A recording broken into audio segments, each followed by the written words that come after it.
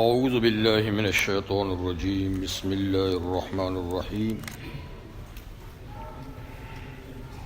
یا ایہا الذین آمنوا لا تقدموا بین یدی اللہ ورسولہ واتقوا اللہ ان اللہ سمیع علیم یا ایہا الذین آمنوا لا ترفعوا اصواتکم فوق صوت النبی ولا تجهروا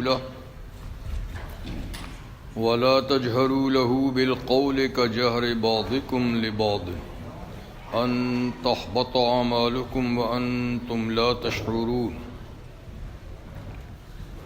ان الذين يغضون اصواتهم عند رسول الله اولئك الذين امتحن الله قلوبهم للتقوى لهم مغفرة واجر عظيم ان الذين ينادونك من وراء الحجرات اكثرهم لا يعقلون ولو انهم صبروا حتى تخرج اليهم لكان خيرا لهم والله غفور رحيم يا ايها الذين امنوا ان جاءكم فاسق بنبأ فتبينوا ان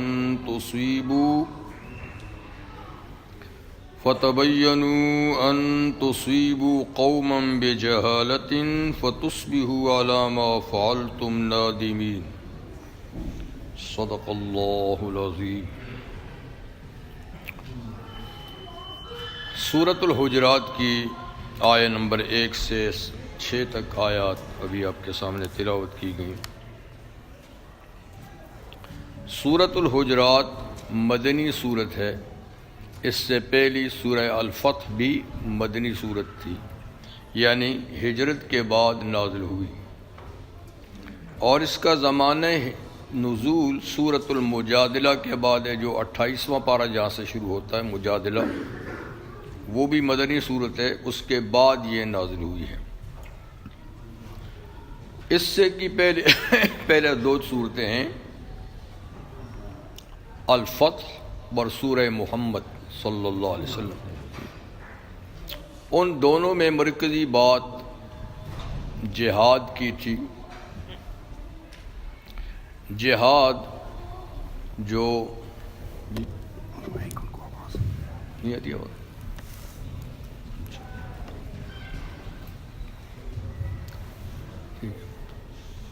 تو جہاد اصلاح عالم کا ایک پروگرام ہے جس سے ساری دنیا کے نظام کو درست کرنا مقصود ہوتا ہے۔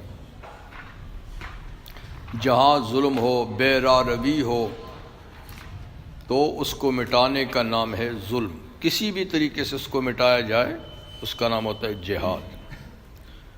سب سے پہلی بات ہوتی ہے واعظ و نصیحت کے ذریعے سے، دلائل اور برہان کے ذریعے سے، نہیں تو آخری مرحلہ ہوتا ہے پھر طاقت استعمال کر کے فساد کا مٹانا، یہ جہاد۔ تو جہاد کے اصول، اغراض، مقاصد پہلی صورتوں میں بیان ہوئے۔ اس صورت کا مرکزی موضوع ہے اصلاح نفس، خود اپنی اصلاح۔ جب ہر آدمی اپنی اصلاح کر لے گا تو پھر اگلا مرحلہ ہوتا ہے نا دوسروں کی اصلاح کا، ورنہ خفتہ را خفتہ کے کند بیدار، کہتے ہیں سویا ہوا سوئے کو کیا جگائے گا۔ جس کی اپنی زندگی فساد میں ہو، فساد کو، تو اس سے پہلے ضروری ہے کہ اپنی اصلاح ہو۔ تو اس صورت میں اصلاح نفس کا پروگرام ہے۔ دوسرے لفظوں میں آپ سمجھیں کہ سول لا ہے۔ شہری زندگی کس طریقے سے پرامن ہو سکتی ہے، شہر میں امن کیسے قائم ہو سکتے ہیں، لوگوں میں پیار و محبت کیسے پیدا ہو سکتی ہے، لوگوں میں اٹھنے والے مشکلات، مصائب، جھگڑے، لڑائی، اس کو کس طریقے سے ختم کیا جا سکتا ہے۔ تو اس سلسلے کے قوانین اس صورت میں بیان ہوئے ہیں، اور تقریباً وہ 12 سے 15 تک قوانین ہیں۔ اگر ان کی پابندی کی جائے تو اصلاح معاشرہ، سوسائٹی کی اصلاح، اپنی اصلاح بڑے حد تک ہو سکتی ہے۔ تو اس میں پہلے 2 قانون ذکر ہو رہے ہیں، اس کے بعد پھر تیسرے قانون کی آیت بھی میں نے تلاوت کی ہے، اگر وہاں تک پہنچ سکے تو۔ حجرات، حجرہ کی جمع ہے، حجرے کا معنی ہے اپارٹمنٹ، تو اس سے حجرات النبی صلی اللہ علیہ وسلم مراد ہیں، یعنی نبی کریم علیہ السلام کی بیویوں کے رہائشی گھر جو مسجد کے اطراف میں بنائے گئے تھے، ان کو حجرات النبی کہا جاتا ہے۔ عظمت کے لحاظ سے تو وہ اتنے بڑے باعظمت گھر ہیں کہ اللہ نے پوری سورت نازل کی اس کے نام سے، اور ان کا ذکر بھی اس صورت میں کیا گیا، لیکن بناوٹ کے لحاظ سے ان سے سادے گھر شاید دنیا میں نہ ہوں۔ ایک ایک کمرے کا گھر، ایک بیوی کے لیے ایک ایک کمرے کا گھر، جس میں آپ کہیں کہ کچن کوئی جدا نہیں ہوگا، اسی میں ایک طرف کچن ہے، اسی کے ایک کونے میں باتھ روم ہے۔ اس زمانے میں باتھ روم اندر تو نہیں ہوتے تھے، مطلب کہ وضو کرنے کی جگہ، وضو اور نہانے کی جگہ، باقی استعمال کے تو باہر جاتے تھے۔ اور چھت اتنی نیچی کہ بعد میں حسن بصری رحمہ اللہ فرماتے ہیں، میں گیا کیونکہ کمرے کے اندر ہی تو حضور صلی اللہ علیہ وسلم کی قبر مبارک ہے، تو قبر کی زیارت کے لیے کمرے میں داخل ہوا تو میرا سر چھت کے ساتھ لگتا تھا، چھت اتنی نیچی، اور وہ بھی کچی چھالوں کی بنی ہوئی، دیواریں بھی کچی، فرش بھی، تو یوں وہ کمرے، وہ اپارٹمنٹ، وہ رہائش گاہیں اتنی سادی کہ ان کی مثال نہیں، سادگی میں بھی ان کی مثال نہیں، اور عظمت میں بھی ان کی مثال نہیں کہ ان کا تذکرہ قرآن میں اللہ نے کیا۔ تو یہ کچھ کمرے سائیڈ میں تھے، جیسے اب جس میں حضور صلی اللہ علیہ وسلم آرام فرما ہیں، یہ حضرت عائشہ صدیقہ رضی اللہ عنہ کا گھر تھا جو مسجد کے اس طرف ہے، یعنی یوں اگر قبلہ یوں سمجھیں تو وہ بائیں طرف، تو وہیں سے نکلتے سیدھے مصلی پہ آ جاتے، مصلی ساتھ ہی ہے۔ اور جہاں سامنے کا ایریا، یہاں دوسری بیویوں کے اس طریقے سے قبلے کی طرف سب لائن میں ان کے کمرے تھے، جو بعد میں بنی امیہ کے زمانے میں ان کو توڑ کر مسجد آگے بڑھائی گئی، تو حالانکہ آگے بھی کیا تھے؟ کمرے تھے، سائیڈ میں بھی کمرے تھے۔ تو حضرت عائشہ صدیقہ رضی اللہ عنہ کے گھر کے سامنے جہاں کھڑے ہو کے اب سلام پڑھتے ہیں، یہ حضرت حفصہ رضی اللہ عنہ کا گھر تھا، تو ان کے گھر میں کھڑے ہو کے سلام پڑھتے ہیں، ٹھیک ہے نا؟ اور پھر اس طرح دائیں طرف اور بیویوں کے کمرے، اور کوئی مہمان آتے تھے ان کے لیے بھی ہوتے تھے۔ اور بالکل اس سائیڈ میں باب الرحمہ ہے، باب ابو بکر صدیق ہے، باب السلام ہے، تو باب ابو بکر صدیق جو ہے، یا ابو بکر صدیق رضی اللہ عنہ کا گھر تھا، جن کی ونڈو پر اب بھی لکھا ہے خوخا ابو بکر لکھا ہوا، کبھی آپ گئے ہوں گے، دیکھا ہوگا، پڑھا ہوگا۔ تو حضور نے فرمایا تھا کہ باقی سب گیٹ بند کر دیے جائیں مسجد کی طرف سے، ابو بکر کا گیٹ کھلا رہے، کیونکہ امامت بعد میں انہوں نے کرنی تھی، تو چاروں طرف گھر تھے حضور کے۔ اس گھر میں جس میں ابھی آرام فرمائے، پیچھے حضرت فاطمہ کا گھر تھا، جو کمرہ اب بھی بنا ہوا ہے، اس کے پیچھے اصحاب صفہ کا چھپر تھا، جو تھوڑی سی جگہ بھی اصحاب صفہ کی بنی ہوئی ہے۔ تو خیر یہ ساری مسجد تھی، جو پرانی مسجد تھی وہ اب بھی پرانی مسجد کی شکل میں ہے، وہ تو نہیں ہے لیکن اس کی شکل میں ہے، جو ترکیوں نے بنائی ہے۔ تو یہ ہیں، میں نے کہا، حجرات النبی صلی اللہ علیہ وسلم، سب کے دروازے مسجد میں کھلتے تھے، اس طرف بھی جو صحابہ کے گھر تھے تو ان کے دروازے مسجد میں کھلتے تھے، دروازہ کھولا مسجد کے سین میں آ گئے، دروازہ کھولا مسجد کے۔ تو بعد میں پیغمبر کریم صلی اللہ علیہ وسلم نے فرمایا کہ یہ سب دروازے مسجد کے اندر جو کھلتے ہیں ان کو بند کر دیا جائے، ابو بکر کا دروازہ رہے۔ تو پھر دروازے بند ہو گئے، اور مسجد جو ہے وہ پھر باہر سے گھوم کر جو ایک گیٹ تھا اس کی طرف سے لوگ آتے تھے، ورنہ ہر آدمی کا دروازہ جیسے یہاں سے کھلا ہے، یہاں سے کھلا ہے، جیسے یہ مسجد ہے، یہ سارے گھر ہیں۔ تو اس میں حجرات کا ذکر، تو اس کا نام سورہ حجرات ہے، ٹھیک ہے۔ بسم اللہ الرحمن الرحیم۔ یا ایھا الذین آمنوا، پہلا اصول، پہلا ضابطہ اور قانون کہ جس کی پاسداری کی جائے، جس کی پابندی کی جائے تو معاشرے کی اصلاح ہو سکتی ہے، آدمیوں کی اصلاح ہو سکتی ہے۔ سب سے پہلا قانون یہ ہے، لا تقدموا بین یدی اللہ ورسولہ۔ دیکھو، اللہ اور اللہ کے رسول کے سامنے پیش قدمی مت کرو، اللہ اور اللہ کے رسول کی بات سے آگے مت بڑھو۔ عبداللہ ابن عباس رضی اللہ عنہ اس آیت کا مطلب یوں بیان کرتے ہیں، لا تخالفوا کتاب اللہ ولا سنت رسولی۔ مطلب یہ ہے، اللہ کی کتاب اور پیغمبر کی سنت کی مخالفت نہیں کرو۔ یہ ہے آگے بڑھنے کا مطلب، یہ ہے یعنی جہاں اللہ کی بات آ گئی سٹاپ، بس دوسری بات نہیں کرنی۔ جہاں رسول صلی اللہ علیہ وسلم کا ارشاد ہے بس سٹاپ ہو جاؤ، دوسری بات نہیں کرنی۔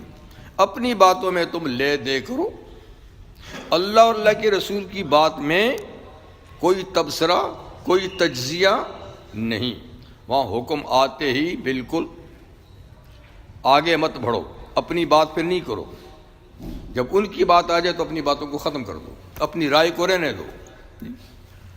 یہ بہت بڑا اصول ہے، اگر اس کی پابندی ہو جائے تو بہت سارے شر و فساد کا دروازہ بند ہو جائے۔ لیکن یہاں یہ ہے کہ اللہ اور اللہ کا قانون تو لفافوں میں، غلافوں میں لپیٹ کے پڑھنے کے لیے، چومنے کے لیے، قسم کے لیے ہے۔ باقی ہم سارے کام اپنی مرضی سے کرتے ہیں، خود قانون بناتے ہیں، خود ضابطے بناتے ہیں۔ تو پھر اس طرح تو معاشرے میں کبھی اصلاح نہ ہوگی۔ ہم کیا، ہمارے قانون کیا، ہماری سمجھ کیا، ہم وقتی طور پہ ایک قانون بناتے ہیں، کل کو وہ ٹوٹ جاتا ہے، اگلے حال کا تو ہمیں پتہ نہیں ہے۔ اور اللہ کا قانون کبھی ٹوٹنے والا نہیں، لا تبدیل لکلمات اللہ۔ قیامت آ جائے گی، ساری دنیا کے انسان اس قانون کو توڑ نہیں سکتے۔ یہ ہر جگہ لاگو ہے، ہر ملک میں لاگو ہے، ہر قوم پہ لاگو ہے۔ لیکن بڑا ظلم ہے کتاب اللہ پر، قانون خداوندی پر۔ ایسے ہی نبی کریم علیہ وسلم کے ارشادات اور آپ کی سنت ہے، پڑھی جاتی ہے لیکن عمل نہیں ہوتا، عمل نہیں ہوتا۔ تو جو پہلا قانون ہے کہ اللہ اور اللہ کے رسول سے آگے مت بڑھو، یہی سب سے بڑی بات ہے۔ مگر یہی ٹوٹ جائے تو پھر آگے کیسے جڑیں گے؟ پہلی بات۔ دوسرا قانون واتقوا اللہ، یہ دوسرا قانون واتقوا اللہ، ہر حال میں خدا سے ڈرتے رہو، ہر حال میں خدا سے ڈرتے رہو۔ مجمع میں ہو تو ڈرو، تنہائی میں ہو تو ڈرو۔ کس بات سے ڈرو؟ کہ اللہ کا قانون ٹوٹا تو ہماری خیر نہیں ہوگی، یہیں کوئی وبال آ جائے گا۔ یہاں اگر وبال نہ آیا تو آگے تو ہے ہی ہے۔ تو اس لیے ہر وقت جو آدمی اللہ سے ڈرتا ہے کہ اس کی قانون شکنی سخت مشکلات کا پیش خیمہ ثابت ہوگی، تو جو اللہ سے ڈرتا ہے پھر وہ قدم پھونک پھونک کے رکھتا ہے۔ تو ایک یہ ہوا کہ اللہ اور اللہ کے رسول کے قانون سے آگے نہ بڑھو، قانون آیا سٹاپ کر دو۔ اور دوسرا یہ کہ ہر حال میں خدا سے ڈرتے رہو۔ یہ دو ایسے بنیادی قانون ہیں کہ ان کی پابندی کے بعد آدمی نفس کی شرارتوں سے محفوظ ہو جاتا ہے، شیطان کے دو پیچ سے بھی محفوظ ہو جاتا ہے۔ اس لیے کہ تقوی جس کا نام ہے، واتقوا اللہ، تقوی اختیار کرو۔ تقوی دین کا بہت بڑا اصول ہے، بلکہ دین اسلام کی جان اور روح ہے۔ اسلام کی روح اور جان جو ہے نا، وہ تقوی ہے۔ ہر کام سے اللہ تقوی ہی ہمارے اندر پیدا کرنا چاہتے ہیں۔ نماز کیوں فرض ہوئی؟ تقوی پیدا کرنے کے لیے۔ روزہ کیوں؟ لعلکم تتقون، روزہ کیوں رکھوایا جا رہا ہے؟ کہا بھوکا پیاسا مارنا نہیں، تاکہ تم میں تقوی پیدا ہو، زکوٰۃ تاکہ تم میں تقوی پیدا ہو، حج تاکہ تم میں تقوی پیدا ہو۔ تو ہر عبادت کی روح اور جان تقوی ہے، ٹھیک ہے نا؟ تقوی کا معنی ہے بچنا، اس کو ہم کہتے ہیں پرہیزگار۔ پرہیز کا معنی بھی کیا ہوتا ہے؟ بچنا۔ اور جی ڈاکٹر صاحب نے پرہیز بتایا ہے، کیا مطلب؟ یہ کام نہیں کرنے، یہ کام نہیں کرنے، ان سے پرہیز کرنا ہے۔ تو تقوی کا معنی ہے پرہیز، کہ جن چیزوں سے اللہ نے روکا ہے، رسول نے روکا ہے، اس سے پرہیز، یہ تقوی ہے۔ تو یہ اتنی بڑی بات ہے، پرہیزگاری یعنی گناہوں سے، کفر سے، شرک سے، نفاق سے، الحاد سے، زندقہ سے پرہیز کرنا، خود کو بچانا، یہ اتنی بڑی حقیقت ہے کہ اللہ فرماتے ہیں ھدی للمتقین، قرآن بھی رستہ دکھاتا ہے ان کو جو پرہیز کرتے ہیں۔ اور جو پرہیز نہیں کرتے یہ رستہ بتاتا ہے لیکن اس رستے پہ چلتے ہی نہیں۔ اور فرمایا ان اللہ مع المتقین، اللہ کی مدد بھی پرہیزگاروں کے ساتھ ہے۔ جو پرہیز ہی نہیں کرتے، اللہ کے بتائے ہوئے نسخے کو استعمال کر کے پرہیز ہی نہیں کرتے، اللہ کی مدد بھی ان کے ساتھ نہیں ہوتی۔ فرمایا فاتقوا اللہ ما استطعتم، جتنا تمہارے بس اور اختیار میں ہے تقوی اختیار کرو۔ یا ایھا الذین آمنوا اتقوا اللہ ولتنظر، اے لوگو جو ایمان لائے ہو خدا سے ڈرو۔ ہر آدمی کو دیکھنا چاہیے کہ کل کے دن کے لیے اس نے کیا سامان بھیجا ہے، کل جہاں اس نے جانا ہے اس کے لیے آج اس نے کیا کچھ بھیجا ہے، اس کو آج ہی دیکھنا چاہیے، ٹھیک ہے نا؟ اور من یتق اللہ یجعل له من امرہ یسرا، جو اللہ سے ڈرتا ہے اللہ اس کے کاموں میں آسانی پیدا کر دیتا ہے۔ من یتق اللہ یجعل له مخرجا، جو اللہ سے ڈرتا ہے اللہ اس کو مشکلات سے نکلنے کے راستے بنا دیتا ہے، اس کے مشکلات سے نکلنے کے جی۔ تو جا بجا قرآن میں آپ پڑھتے ہیں تقوی تقوی، اتقوا اللہ، اللہ سے ڈرو، اتقوا اللہ، اللہ سے ڈرو۔ تو یہ ایک بہت بڑی حقیقت ہے، جو آدمی اللہ سے ڈر گیا بس وہ اس کی اصلاح ہوگی، اس کی اصلاح ہوگی۔ تو پہلا اصول تھا کہ اللہ کے رسول کے حکم آنے کے بعد دوسری بات نہیں کرنی۔ دوسرا، ہر حال میں خدا سے ڈرتے رہو، ہر حال میں خدا سے ڈرتے رہو۔ ان اللہ سمیع علیم، بے شک اللہ تعالیٰ سننے والا جاننے والا ہے، سب کی باتیں سنتا ہے، سب کے حالات اور اعمال کو اللہ جانتا ہے۔ کیا مطلب اس کے؟ کہ وہ اس پر حساب لے گا۔ جی، خالی سنتا یا جاننے کی بات نہیں ہے، بلکہ سنتا اور جانتا ہے یعنی محاسبہ کرے گا، حساب لے گا اس سے۔ اس کے بعد نبی کریم صلی اللہ علیہ وسلم کے آداب، حضور کے آداب، اس کا ذکر فرماتے ہیں۔ یعنی خاص طور پہ یا ایھا الذین آمنوا، اے ایمان والو، لا ترفعوا اصواتکم فوق صوت النبی، اے ایمان والو اپنی آوازیں اونچی نہیں کرو نبی کی آواز پر۔ اگر کسی مجلس میں گفتگو اور بیٹھ رہے ہو تو اونچی آواز صرف نبی کی ہونی چاہیے، باقیوں کی آوازیں پست ہونی چاہیے۔ تو اپنی آوازیں حضور کی آواز پہ اونچی نہیں کرو، یہ نبی کی ادب کے خلاف ہے، نبی کے ادب۔ اور ادب اور احترام ہمارے دین کا بہت بڑا اصول ہے، ادب اور احترام۔ دیکھا ہم نماز میں بھی ادب سے کھڑے ہوتے ہیں، ہاتھ باندھ کے اللہ کے سامنے ادب سے کھڑے ہوتے ہیں، کمر جھکاتے ہیں، سر نیچے رکھتے ہیں، یہ سب آداب ہیں جی۔ تو ادب اسلام میں، کیونکہ کہ الدین کلہ ادب، دین تو سارے کا سارا ادب ہی کا نام ہے۔ اللہ کا ادب و احترام ہے، نبی کا ادب و احترام ہے، قرآن کا ادب و احترام ہے، مسجد کا ادب و احترام ہے، بڑوں کا ادب و احترام ہے۔ حضور فرماتے ہیں من لم یرحم صغیرنا ولم یوقر کبیرنا فلیس منا، جو ہمارے چھوٹوں پر رحم نہ کرے، شفقت نہ کرے، مہربانی نہ کرے اور ہم میں سے بڑوں کی عزت نہ کرے، وہ ہمارا نہیں ہے، وہ ہمارا نہیں ہے۔ تو بڑوں کی عزت، چھوٹوں کی شفقت دین کا اصول ہے۔ تو مطلب دین تو سارے کا سارا ادب ہی کا نام ہے۔ اور پھر نبی کریم علیہ السلام کی ذات گرامی، کیا بات ہے۔ امام شاہ ولی اللہ فرماتے ہیں کہ قرآن حکیم میں شعائر اللہ کی تعظیم اور ادب کا حکم ہے۔ سورہ حج میں ذالک ومن یعظم شعائر اللہ فإنہا من تقوی القلوب، ذالک ومن یعظم حرمات اللہ فہو خیر اللہ۔ دو آیتوں میں، ایک میں فرمایا کہ یہ بات ہو چکی، اور جو کوئی تعظیم بجا لائے اللہ کے دین کی نشانیوں کی، جو کوئی ادب اور احترام کرے، تعظیم کرے، کس کی؟ اللہ کے دین کی نشانیوں کی، فیا من تقوی القلوب، یہ اس کے دل کے تقوی کی نشانی ہے۔ اس لیے کہ تقوی ہے ہی دل میں، دل میں تقوی ہے تو ہاتھوں میں بھی ہوگا، آنکھوں میں بھی ہوگا، سب میں ہوگا۔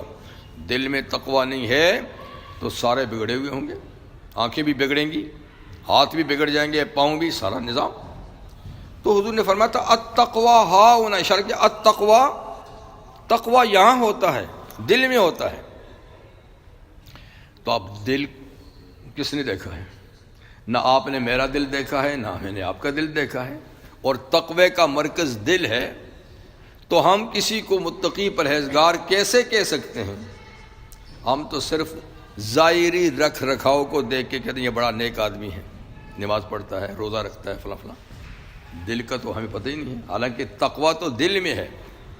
اوپر کا جھکنا یہ تو کبھی کبھی مصنوعی بھی ہوتا ہے، دکھاوے کا۔ وہ تو منافق بھی کرتے تھے، بڑی پیار کی باتیں حضور سے کرتے تھے، کہتے تھے اللہ کی قسم جی ہم جو منہ سے کہتے ہیں دل میں بھی یہی ہے۔ اللہ نے کہا یہ بڑا جھوٹا ہے، دل میں وہ نہیں ہے، دل میں نہیں ہے۔ ہاں جی، ایک منافق تھا، اخنس بن شریق، وہ جب حضور کی خدمت میں آتا نا، ایسے جھک کے، ایسے پیار سے، ایسی نرمی کی باتیں کرتے ہیں کہ حضور بھی متاثر ہو جاتے تھے۔ تو اللہ نے فرمایا وَمِنَ النَّاسِ مَن يُعْجِبُكَ قَوْلُهُ، لوگوں میں ایسے بھی ہیں کہ اس کی باتیں آپ کو بڑی اچھی لگتی ہیں، بڑی پسند لگتی ہیں۔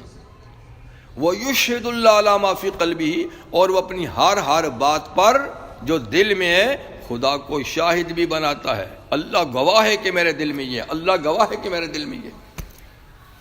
پر اللہ فرماتے ہیں دل کو تم نہیں جانتے، میں جانتا ہوں، وَهُوَ أَلَدُّ الْخِصَامِ، یہ بڑا جھگڑالو آدمی ہے، بڑا فسادی آدمی ہے۔ اوپر سے اصلاح کی باتیں کرتے، اندر سے یہ جڑیں کاٹتا ہے، یہ بڑا جھگڑالو ہے۔ پھر فرمایا اذا تولا، جب آپ کی مجلس سے جاتا ہے نا واپس، کیا کرتا ہے؟ سعی فی الارض ان یفسد فیہا، یہ دوڑتا ہے زمین میں، کہیں فساد کا کام ہو، کہیں آگ لگانا ہو، فساد مچاتا ہے۔ وَيُهْلِكُ الْحَرْثَ وَالنَّسْلَ، جی لوگوں کے کھیت بھی بگاڑ دیے اس نے، ان کے جانوروں کو بھی، جس کی جو چیز سامنے آتی ہے اس کو ملیا میٹ کر دیتا ہے۔ یہ یعنی اس کا حال ہے۔ اور جب اس کو نصیحت کی جاتی ہے میاں یہ کیا کرتے ہو، تو کہتا ہے کیا کرتا ہوں، مجھے کون روک سکتا ہے؟ تو بات جا کر بگڑی ہوئی باتیں، بگڑے ہوئے کام کرتا ہے، آپ کے سامنے آتا ہے تو بھیگی بلی کی طرح بیٹھتا ہے۔ اس لیے کہ دل کون جانتا ہے، یعنی آپ ان کی باتوں سے آپ بھی متاثر ہو جاتے ہیں، لیکن میں جانتا ہوں، اللہ فرماتے ہیں کہ دل سے اس کا تقوی نہیں۔ اچھا، تو میں نے کہا دل میں تقوی ہے، دل کون جانتا ہے؟ پر اللہ فرماتے ہیں میں تمہیں ایک ایسی نشانی بتاؤں کہ کسی کے دل کا بھی پتہ چلے، تمہیں دل کا بھی پتہ چلے۔ وہ کیا ہے؟ من یعظم شعائر اللہ فإنہا من تقوی القلوب، جو اللہ کے دین کی نشانیوں کی عزت کرتا ہے، یہ دل کے تقوی کی بات ہے، معلوم ہو کہ اس کے دل میں تقوی ہے۔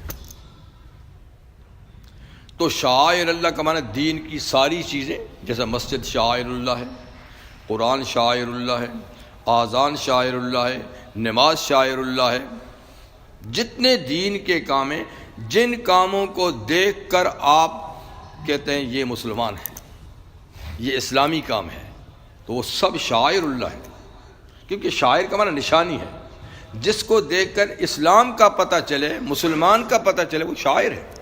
تو شاعر اللہ تو بہت سارے ہیں، مکہ کی 2 پہاڑیوں کو بھی اللہ نے کہا یہ شعائر اللہ ہیں، ان الصفا والمروہ من شعائر اللہ، صفا اور مروہ کی پہاڑیاں اللہ کی نشانیاں ہیں۔ تو بیت اللہ، تو شاہ ولی اللہ رحمہ فرماتے ہیں کہ یوں تو شعائر اللہ بے شمار ہیں، لیکن 4 نشانیاں بہت بڑی ہیں، 4 بہت بڑی ہیں، جن میں کہا ایک نشانی سب سے بڑی ہے کعبۃ اللہ، دوسری ہے محمد الرسول اللہ، تیسری ہے کتاب اللہ، چوتھی ہے نماز۔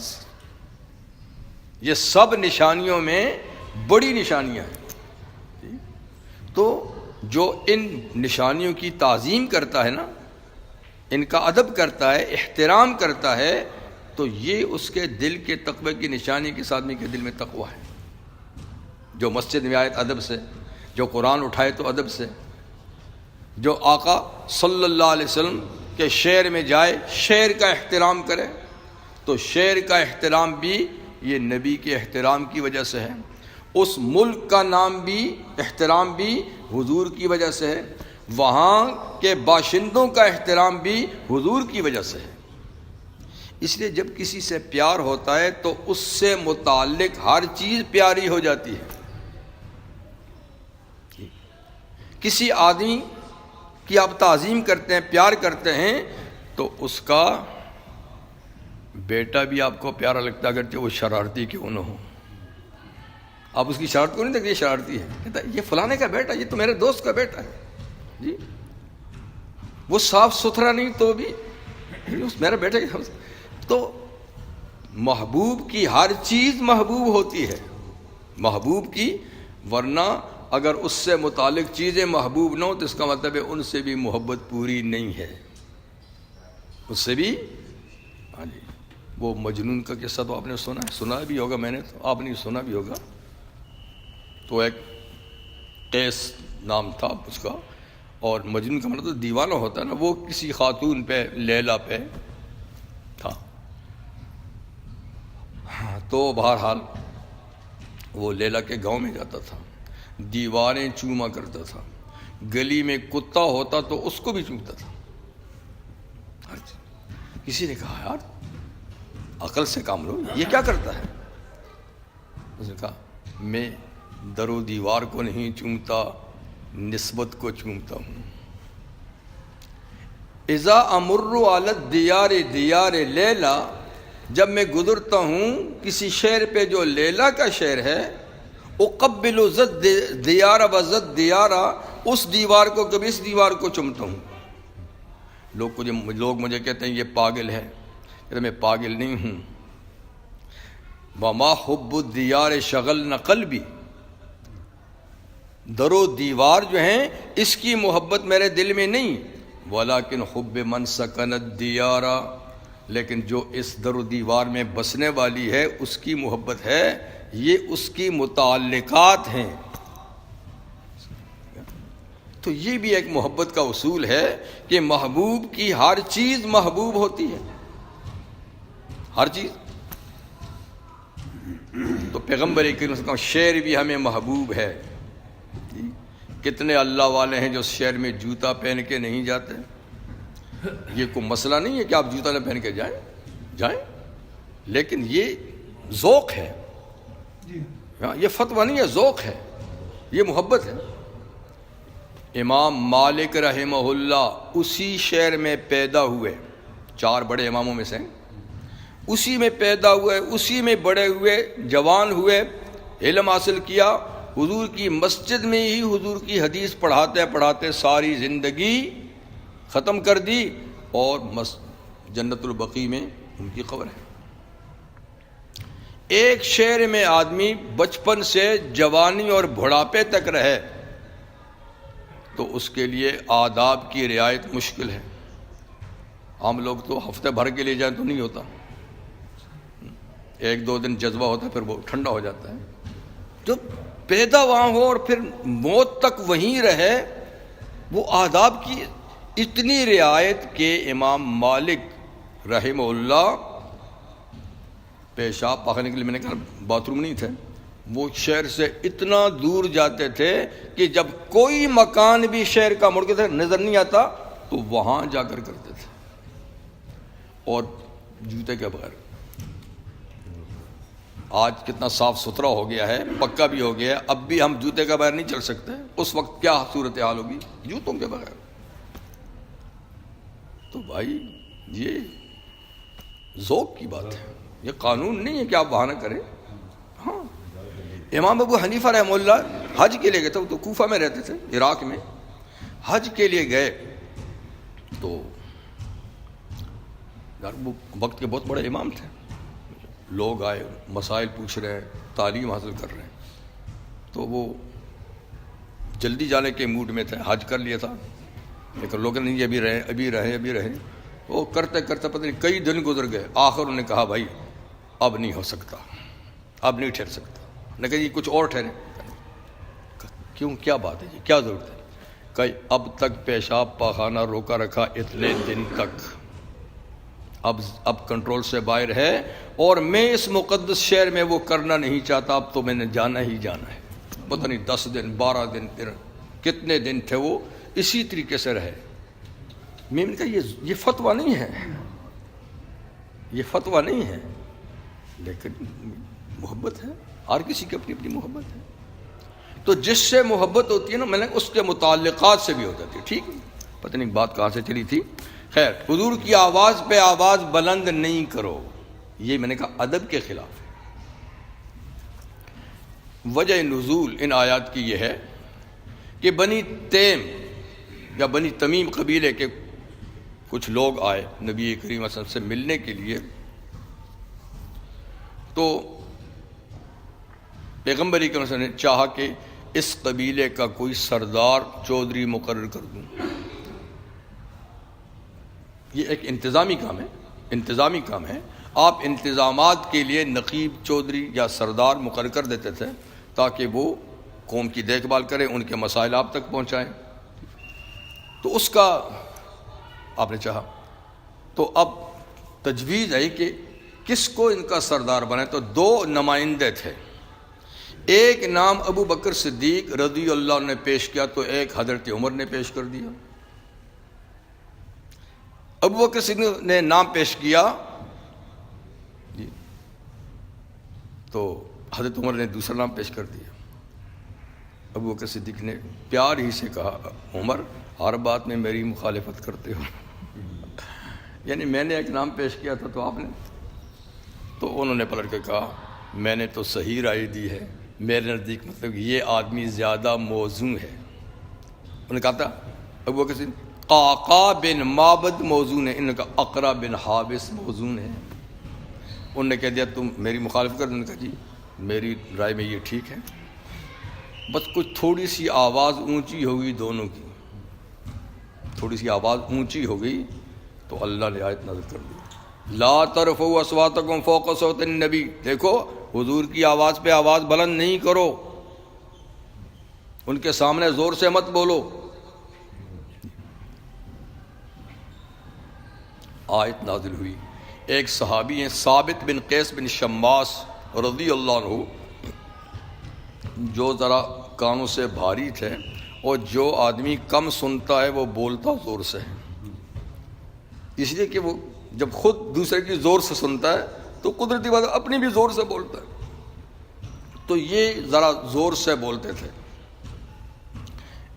انہوں نے سنا کہ آیت نازل ہوئی ہے کہ نبی کی آواز پہ آواز اونچی نہیں کرو، ہو سکتا ہے کہ تمہارے اعمال برباد ہو جائیں اور تمہیں پتہ ہی نہ چلے. یعنی یہ ایسی بے ادبی کی بات ہے کہ ہو سکتا ہے کہ تمہارے اعمال برباد ہو جائیں تمہیں پتہ ہی نہ چلے. حالانکہ ضابطہ قانون مسئلہ یہ ہے کہ اگر نبی کی آواز پر استخفاف یا استہزاء یا بے ادبی کے طور پہ آواز اونچی کی جائے تو اعمال برباد ہوں گے، اور یہ کفر ہے۔ نبی کی آواز پر آواز جان بوجھ کے اونچی کرنا بے ادبی کے طور پہ، یہ تو کفر کی بات ہے، اور کفر ہوا تو اعمال برباد ہوں گے۔ لیکن کسی کی یہ نیت نہیں ہے، عادتاً تھوڑا سا اونچا بولتا ہے تو یہ اعمال خبط ہونے والی بات نہیں۔ لیکن اللہ تعالیٰ فرماتے ہیں ہو سکتا ہے، ہو سکنے کا مطلب یہ ہے کہ تمہاری نیت تو ان کو تکلیف پہنچانے کی نہیں تھی، لیکن تمہاری زور سے بولنے سے ان کو تھوڑا سا صدمہ پہنچ گیا۔ ان کو صدمہ پہنچا تو یہ اللہ برداشت نہیں کرتا۔ جب اللہ برداشت نہیں کرتا تو یہ پھر تمہارے لیے خطرے کی بات ہو سکتی ہے۔ ہو سکتا ہے، اسے کہا ہو سکتا ہے کہ تمہاری زور کی بات سے ان کو کچھ نہ ہو سکتا ہے کہ ان کا دل دکھ ہے، تو ان کا دل دکھنا یہ پھر اللہ کو، من آذاؤ فقد آذ اللہ، جس نے پیغمبر کو ستایا اس نے جیسے کہ اللہ کو ستایا، یہ بات ہے۔ تو اسی طرح ہو سکتا ہے۔ خیر ان کو خبر لگی تو انہوں نے کہا کہ وہ میں ہی آدمی ہوں جو حضور کی مجلس میں زور سے بولتا ہوں، ہائے میں تو گیا، میرے تو اعمال برباد ہو گئے۔ وہ گھر میں بیٹھ کے رو رہے ہیں۔ کئی دن تک جب مسجد میں نہ آئے تو حضور صلی اللہ علیہ وسلم نے پوچھا کہ بھائی ثابت نہیں آ رہا، کیا بات ہے؟ ثابت بن قیس نہیں آ رہا کئی دنوں، کہیں بیمار تو نہیں ہے کہیں؟ تو حضرت سعد ان کے پڑوسی تھے، ان کا حضور میں نے بھی نہیں دیکھا لیکن وہ میرا پڑوسی ہے تو میں پتہ کر کے بتاتا ہوں۔ سعد گئے ان کے گھر، دستک دی، بھائی قیس نہیں آ رہا ہے، بیمار تو نہیں ہے؟ پتہ چل کہ نہیں بیمار تو نہیں ہے، لیکن وہ تو بیٹھا رو رہے ہیں۔ تو کیوں رو رہے ہیں؟ کہا اس طریقے سے آیت نازل ہوئی ہے اور کہتے ہیں میرے تو اعمال برباد ہو گئے، میں تو جہنمی ہو گیا۔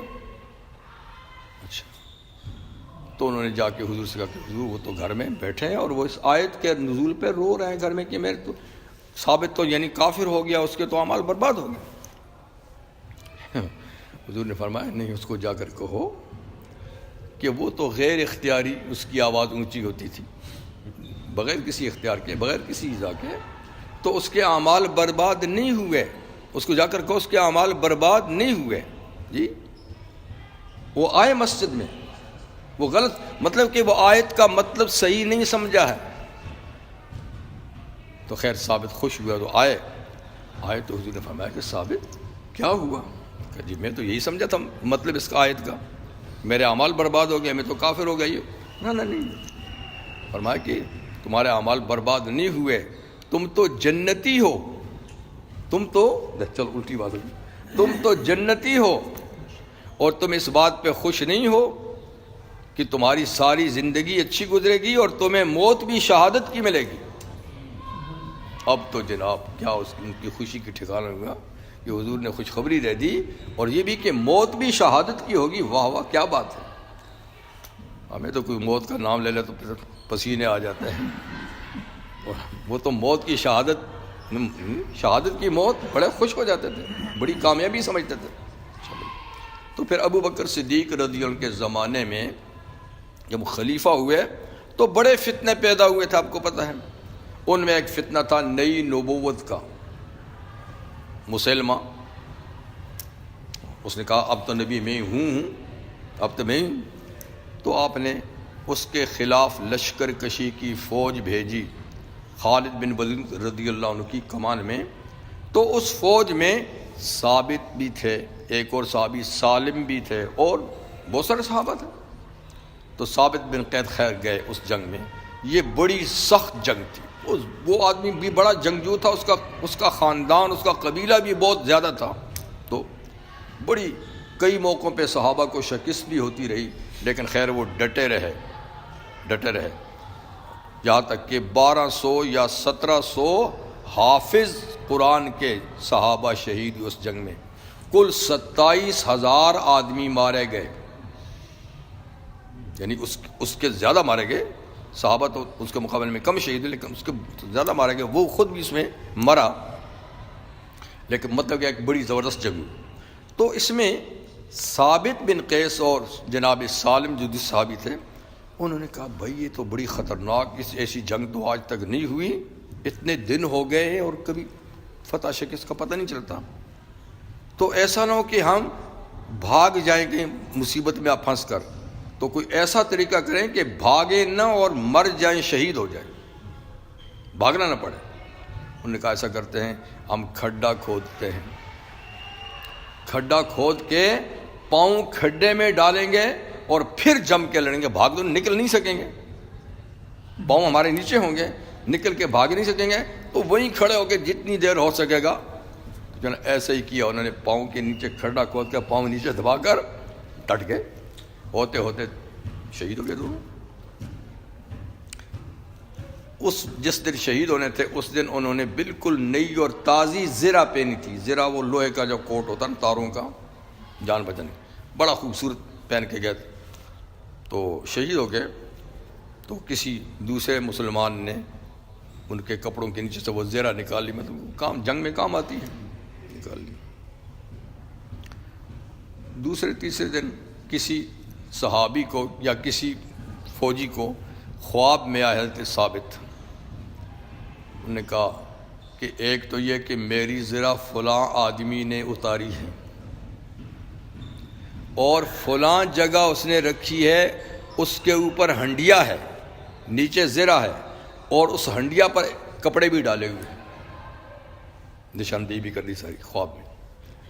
دوسری بات یہ کہ تم واپس جب جاؤ تو امیر المومنین ابو بکر صدیق سے کہنا کہ مجھ پر فلاں فلاں آدمیوں کے قرضے ہیں، برائے مہربانی ان کا انتظام کر لے، میں کچھ قرضے چھوڑ کے آیا ہوں، تو آپ امیر المومنین۔ تو وہ صاحب گئے، انہوں نے ان کا خواب بتایا، تو خیر تلاشی لی، تو جس طرح بتایا تھا خواب میں اسی طرح اس آدمی کے ہنڈیا کے نیچے سے زرہ ان کی نکلی، اور وہ صدیق نے ان کے قرضے بھی چکا دیے۔ تو ایسے واقعات بڑے کم ہوتے ہیں۔ تو مطلب کہ ثابت کو حضور نے شہادت کی موت کی خوشخبری بھی سنائی، کہا تم تو جنتی آدمیوں، پریشان نہ ہو۔ تو وہ اسی وجہ سے رک گئے تھے کہ وہ میں زور سے بولتا ہوں۔ علماء نے مسئلہ لکھا ہے کہ جو آداب حضور صلی اللہ علیہ وسلم کی زندگی کے تھے، وفات کے بعد بھی ان کے یہ آداب ہیں۔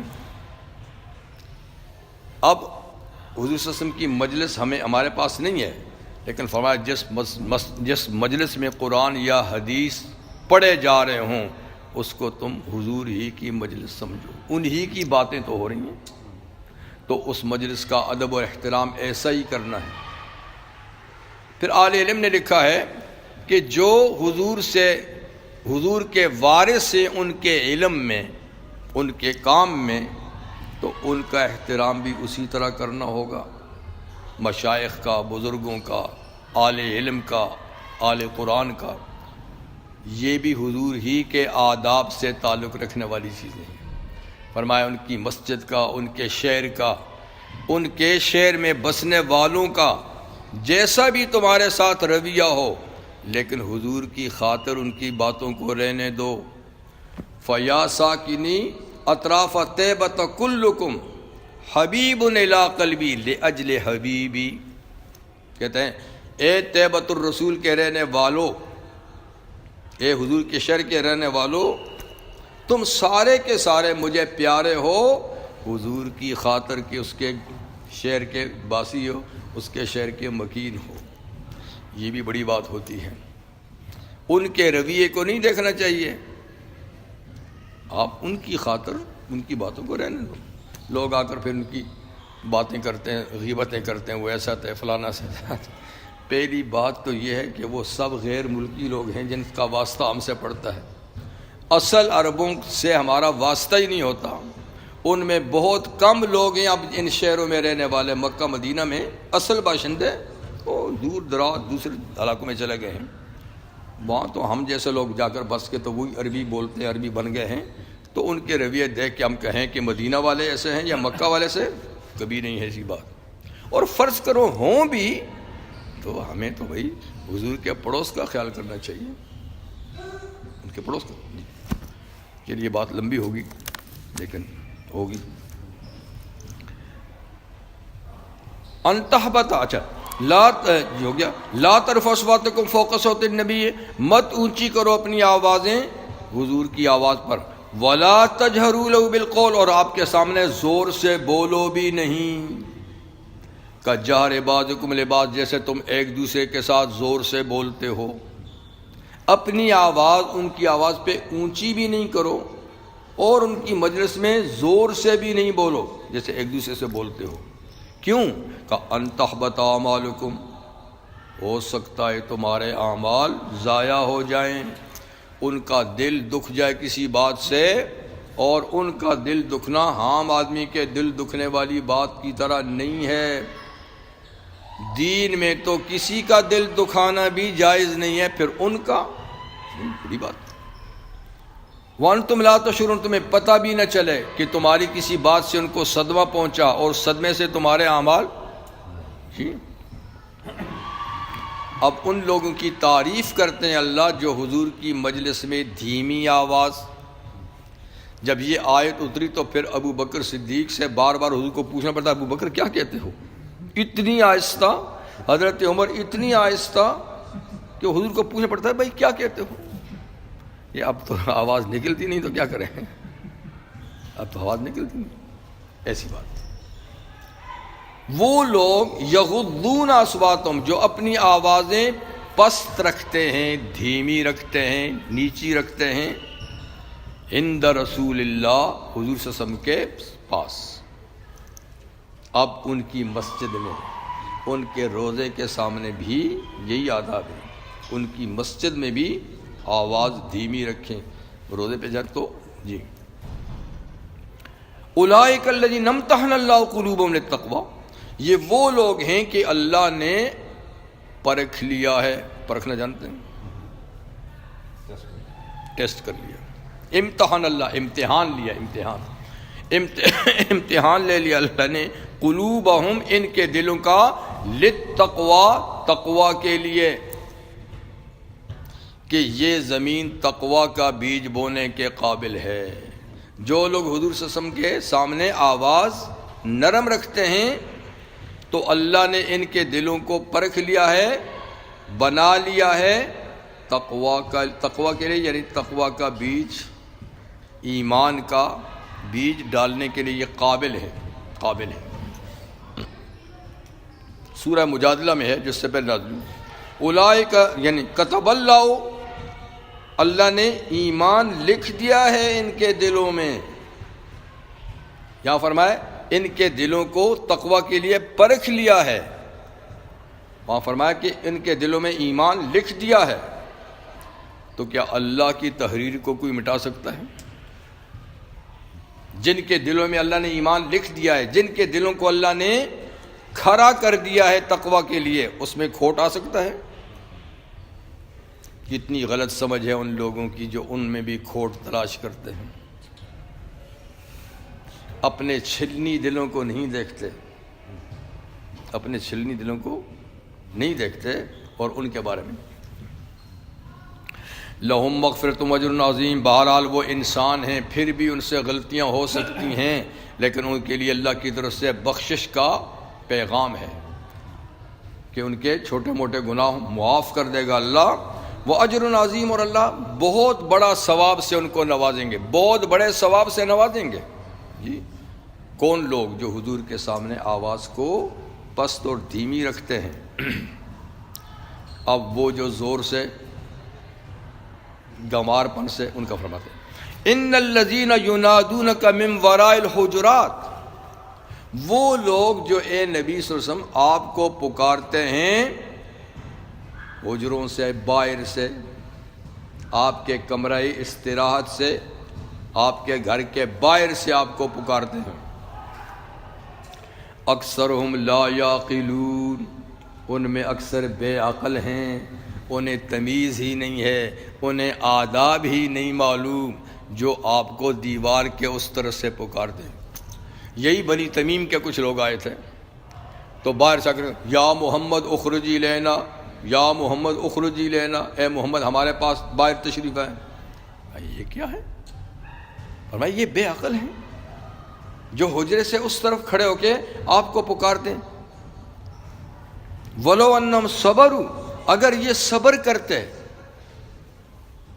باری انتظار کرتے کہ جب اللہ کے نبی خود آئیں گے تو بات کر لیں گے، اگر یہ صبر کرتے حتیٰ تخرج الیہم، یہاں تک کہ آپ خود ان کی طرف نکل کر آتے، لکان خیر لہم، یہ بات ان کے حق میں اچھی تھی، ادب کی تھی، احترام کی تھی۔ واللہ غفور الرحیم، لیکن انجانے میں، نادانی میں اگر ایسی بات کسی نے کر لی تو اللہ غفور الرحیم ہے، معاف کرنے والا ہے۔ جہالت سے بات ہوگی تو ہو گئی، لیکن ایسا نہیں کرنا چاہیے، یہ بھی بے ادبی کے زمرے میں آتا ہے۔ عبداللہ ابن عباس رضی اللہ عنہ آپ جانتے ہیں، حضور کے چچا زاد بھائی ہیں، اور بہت چھوٹی عمر میں انہوں نے بڑے کمال حاصل کیے۔ حضور نے ان کو خاص دعائیں دی تھی۔ حضور کی وفات ہوئی تو صرف 10 سال کے تھے، لیکن علم کا بہت بڑا سرچشمہ، خاص طور قرآن مجید کے بارے میں بہت معلومات تھیں، تو حضور سے زیادہ استفادہ نہیں کر سکے کیونکہ چھوٹی عمر تھی۔ لیکن جب حضور دنیا سے چلے گئے تو آپ نے پھر صحابہ سے باقی علم حاصل کیا۔ وہ خود فرماتے ہیں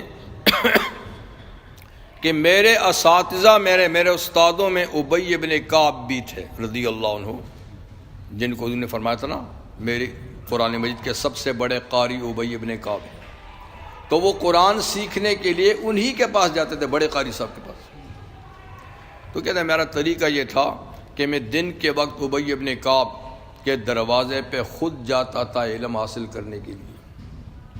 دوپہر کا وقت ہوتا، دروازہ بند ہوتا تو میں کنڈی کھڑکاتا نہیں تھا، دروازے کو دستک نہیں دیتا تھا، بلکہ دروازے پر ہی لیٹ جاتا تھا، مطلب کافی دیر ہوگی، کس وقت آئیں گے، تو یعنی جب وہ خود آئیں گے تو آئیں گے، میں ان کو بلاؤں گا نہیں، تو لیٹ جاتا، پھر گرد و غبار میرے جسم پہ پڑتا رہتا، میں پڑا رہتا، یہاں تک کہ وہ خود جب اپنے کسی کام سے نکلتے مجھے دروازے پہ پڑا دیکھ کے کہتے تھے یا اے رسول اللہ صلی اللہ علیہ وسلم کے چچا بھائی یہاں کیا جی، اور آپ آئے تھے تو آپ نے فوراً مجھے بلا کیوں نہیں لیا؟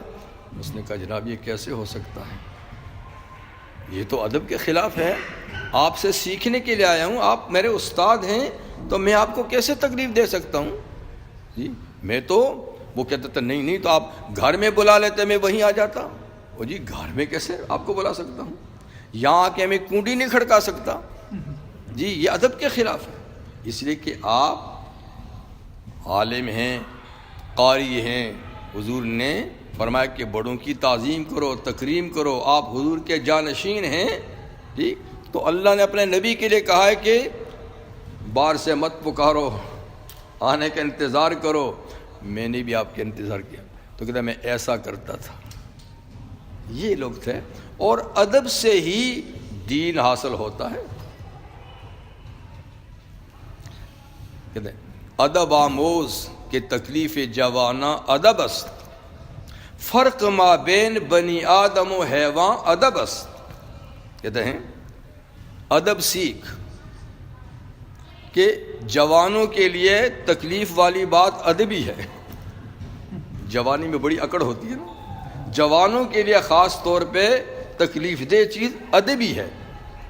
کہتے ہیں کہ آدمی اور جانور میں فرق ادبی سے تو ہوتا ہے، جانوروں میں ادب نہیں، انسان میں ادب ہے، چھوٹے کا بڑے کا، اپنے کا پرائے کے، جانوروں کو کوئی خبر ہی نہیں، تو ادب آموز، ادب سیکھو، ہے نا، با ادب با نصیب، بے ادب بے نصیب۔ تو دین ادب کا نام ہے، جتنا ہوگا اتنا ہی دین میں فائدہ ہوگا، جتنا ادب نہیں ہوگا معاملہ خراب ہو جائے گا۔ پہلے زمانے میں ادب ہوتا تھا، علم میں بھی برکت تھی، دین میں بھی برکت تھی، عمل میں بھی برکت تھی۔ اب ادب دلوں سے نکال دیا گیا ہے، تم اور استاد ایک ہی تو ہو، اب استاد شاگرد کا کوئی فرق نہیں ہے، اس لیے علم میں وہ برکت بھی نہیں، وہ فائدہ بھی نہیں ڈگریاں بہت ساری ہوں گی، کتابیں بے شمار پڑھی ہوں گی، لیکن علم میں برکت نہیں، اس لیے کہ ادب نہیں۔ میرے استاد کے استاد، ہم تو میں کہتا ہوں ہم تو بے ادب ہیں، سیدھی بات ہے۔ وہ جب کتاب کھولتے تھے نا اس طرح، تو اب دیکھیے نا کتاب کے یہاں نیچے تک لکھا ہوا ہے نا، تو ہم تو دبا کر پڑھ لیتے ہیں، کبھی وہ دباتے نہیں تھے، ایسا تو ایسا کر کے پڑھتے تھے، مگر پیج کو دباتے نہیں تھے۔ کتابوں کے اوپر نیچے رکھنے میں بھی ادب۔ سب سے اوپر کون سی کتاب ہونی چاہیے، اس کے نیچے کون سی ہونی چاہیے، اس کے نیچے کون سی ہونی چاہیے، علم کے لحاظ سے کتابیں اوپر نیچے رکھتے تھے، یوں نہیں کہ اٹھا کر ہاتھ اوپر نیچے رکھ دی۔ فرض کریں سب سے اوپر رکھیں گے قرآن، اس کے نیچے رکھیں گے حدیث، اس کے نیچے رکھیں گے فقہ، اس کے نیچے رکھیں گے پھر اور کتابیں۔ تو کتابیں رکھنے میں بھی، کتاب کھولنے میں بھی، کتاب پڑھنے میں بھی، اسی لیے وہ لوگ تو علم کے سمندر تھے، برکت تھی۔ اور اب چونکہ آداب نہیں ہیں، اٹھا کر نیچے رکھ دی، ادھر رکھ دی، اوپر نیچے رکھ دی، پرواہ نہیں ہے کسی کو، تو وہ چیز نہیں ہے۔ تو اللہ تعالی ہمیں ادب احترام کی توفیق عطا فرمائیں، بڑوں کا ادب، چھوٹوں پر شفقت، مساجد کا، قرآن حکیم کا، بزرگوں کا ادب احترام کرنے کی توفیق عطا فرمائیں۔ وآخر دعوانا الحمد للہ رب العالمین۔ بات پوری نہیں لیکن انشاءاللہ اگلے پروگرام میں